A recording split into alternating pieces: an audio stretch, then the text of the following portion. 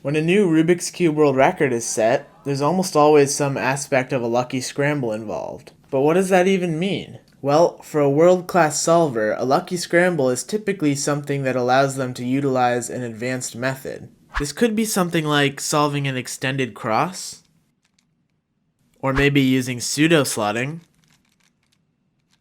or possibly using a ZBLL, which is a method that allows you to solve the last layer of the cube in only one algorithm, which uses 493 algorithms. But hey, I never said it was easy.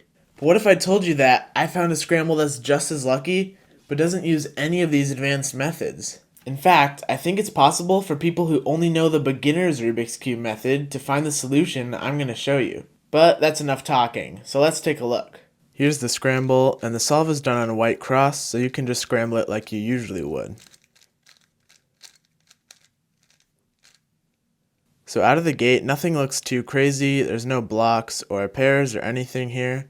But if you do the right white cross solution, that's what makes the rest of the solve so lucky. So we're going to start with orange on front and yellow on top. Here's our 4 white cross edge pieces, and this is how we're going to solve the cross.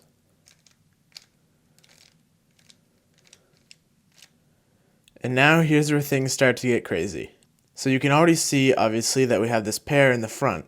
So that's a 3 mover. We just need to set it up first. So we do a U2 and then insert it like this into the back.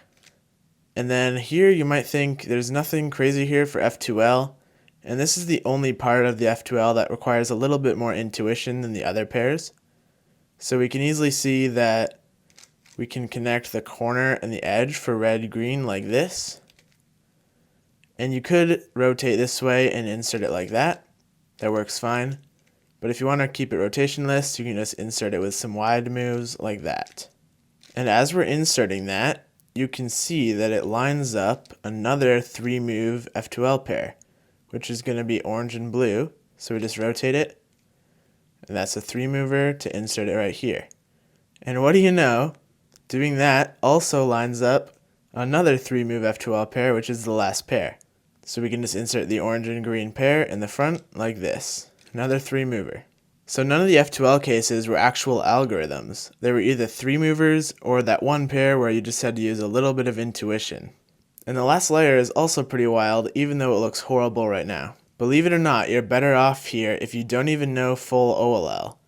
So if you were to solve this like 2-look OLL by doing this, and then this soon, you actually get a PLL skip. So who would have thought that not knowing full OLL will get you a faster last layer? That has to be some variation of the oops method, right? Like the oops, I forgot to learn full OLL method. And if you're wondering what happens when you use the actual OLL algorithm for this case,